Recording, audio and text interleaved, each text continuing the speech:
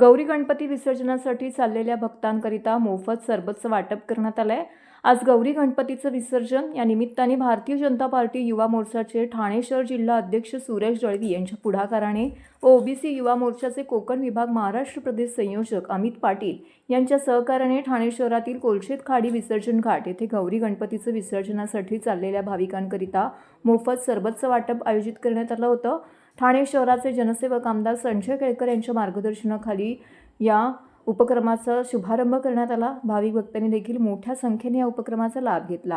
यावेळी भारतीय जनता पार्टी युवा मोर्चाचे ठाणे शहर जिल्हा अध्यक्ष सुरेश दळवी व ओबीसी युवा मोर्चाचे कोकण विभाग महाराष्ट्र प्रदेश संयोजक अमित पाटील यांच्यासह परिवहन समिती सदस्य विकास पाटील, मेघनाथ घरत, राकेश जैन, तेजस लाड, जीवदानी प्रतिष्ठान, मित्र परिवार, ठाणेकर नागरिक मोठ्या संख्येने येथे उपस्थित होते।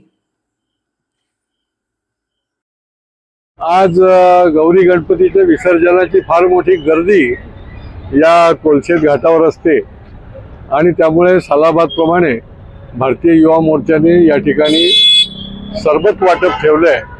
कारण की इतक्या मोठ्या प्रमाणामध्ये इथनं मिरवणुकीने लोक जातात आणि त्यांची ताण भागायला म्हणून ही सेवा या ठिकाणी उभी केली आहे, ज्याच्यामध्ये भारतीय जनता युवा मोर्चाचे अध्यक्ष सुरेश दळवी, अमित पाटील, आमचे घरत, या लोधा आमाराचे राकेश जैन अशी सगळी मंडळी ही या ठिकाणी रात्री 11 वाजेपर्यंत हे सरबतचं वाटप करणार आहे। नागरिकांना मी गणेशोत्सवाच्या शुभेच्छा देईन। गणेशोत्सव हा आपला पर्यावरणपूर्वक असला पाहिजे।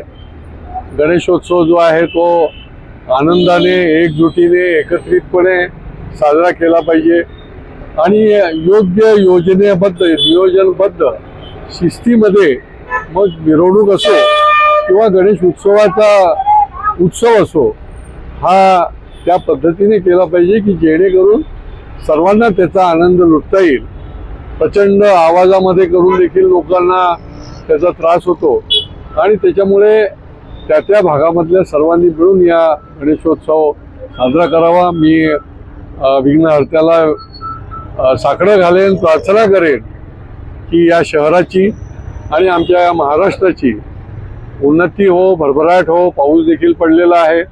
शेतकऱ्यांना, बळीराजाला देखील हे वर्ष जे आहे ते सुखाचं जावं, चांगलं त्या ठिकाणी पीक पाणी येऊ आणि सर्व जनांना या ठिकाणी सुखसमृद्धी मिळो।